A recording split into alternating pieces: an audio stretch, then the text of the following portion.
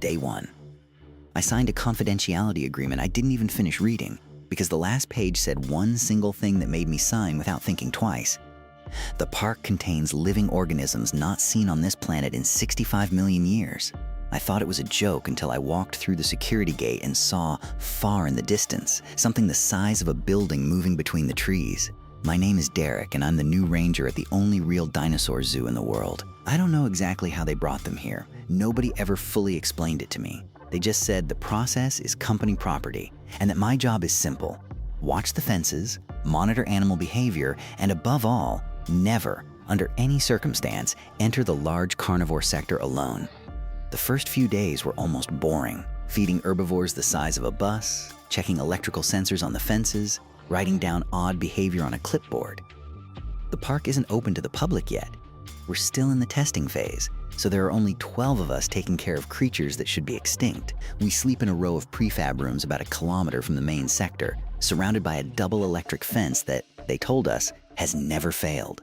That phrase, over time, would start to sound emptier and emptier.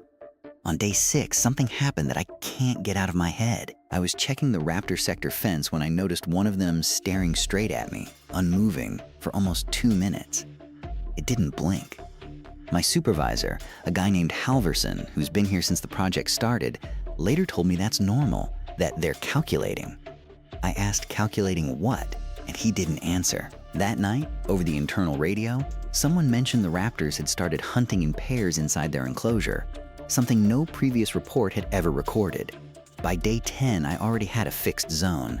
The north sector, home to medium-sized herbivores and a small group of dinosaurs nobody had fully classified yet. One of them, which we started calling Comet because it runs incredibly fast, got used to my presence and started coming up to the fence every time I walked by.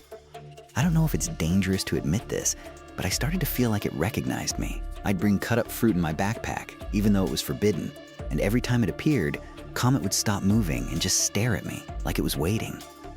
Day 14 brought our first real failure. At 3 in the morning, a perimeter alarm went off in the carnivore sector.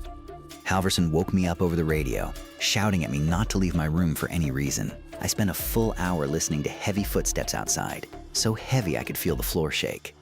Nobody ever explained what happened that night. The next morning, one of the fence's cameras was missing, ripped straight out of the ground, and in the mud there was a footprint none of the technicians wanted to measure out loud. That's when I started to understand this job wasn't just about feeding big animals. It was about living, every single day, next to something that was never supposed to walk this earth again.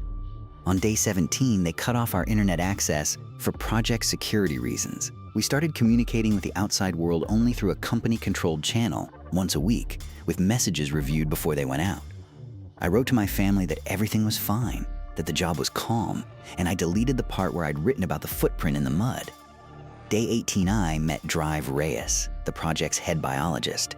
She was the first person who talked to me honestly. She told me the park didn't bring dinosaurs from the past using a time machine the way everyone imagines, but instead opened something like an unstable temporal rift, and that rift is still open somewhere they don't fully control. She told me, word for word, every once in a while, something bigger than we expect crosses over. I didn't sleep that night. By day 21, I started noticing patterns. Comet would stop coming to the fence right before an electrical failure happened, like it could sense something our sensors couldn't detect yet. I started trusting a dinosaur's behavior more than the company's technology, and that should scare me, but somehow it made me feel safer. I started writing down its reactions in a personal notebook, on my own, something that wasn't in any official report. Day 24 brought our first real evacuation. An adult T-Rex, the biggest one we have on record, broke through part of the electric fence in the south sector during a storm. All 12 of us packed into the control bunker while the cameras showed that thing walking through the facility like it owned the place. Nobody spoke for 40 minutes. When it went back into its own sector on its own, with nobody doing anything, Halverson said a line that stuck with me. "We don't contain it. It lets us stay." The next day, we reviewed the footage frame by frame in slow motion. At one exact moment, the animal stops right in front of the central bunker door, the most reinforced one in the whole park, and just stands there, motionless, for almost 3 minutes before turning around and heading back to its sector. Nobody in the room said a word while we watched that part of the video. If you made it this far, give me a second. Subscribe and hit like, because what happens over the next few days is what really changed everything at the park, and you don't want to miss how this ends. On day 26, the temporal rift drive Reyes had mentioned activated again, but this time it brought something nobody expected. A second T-Rex, younger, apparently separated from its group somewhere back in the past. It appeared literally out of nowhere, right in the middle of the east sector, disoriented and aggressive. We had to sedate it with tranquilizer darts from a distance that felt insane to me, while the ground shook with every one of its movements. Reyes kept saying over the radio, almost unable to believe it, that the rift had never before brought two members of the same species only weeks apart. Day 27, I understood why they never let us go into the big carnivore sector alone. The original one, the one that broke through the fence days earlier, started acting territorial toward the new arrival. The sensors picked up sounds no microphone had ever recorded before, something between a deep roar and a repeated call, almost rhythmic. Halverson said not even the world's top paleontologists had any idea that species could communicate like that. Day 28, I almost lost my life. I was checking a fallen sensor near the north fence when the perimeter alarm went off again, this time in my own sector. Comet, the dinosaur that had gotten used to me, started running in circles in front of the fence, agitated like it was warning me about something. I looked toward the woods and saw a huge shadow moving between the trees on the wrong side of the fence. I ran to the nearest bunker without looking back, and only once I'd locked the armored door did I realize I'd been less than 100 meters from the second T-Rex, which had escaped again in all the chaos. When we checked the cameras that night, we saw Comet had stayed frozen at the fence, staring in my direction, long after I was already safe. Day 29, the company sent in a special team to reinforce every fence in the park, something that should have happened from day one. They arrived by helicopter, unannounced, and for hours nobody could leave their room while the crew worked on the perimeter. Halverson admitted to me that night that they'd been hiding failures much bigger than anything I'd seen, and that the real plan was never just to contain the animals, but to figure out why the rift kept choosing, over and over, to send us the most dangerous ones.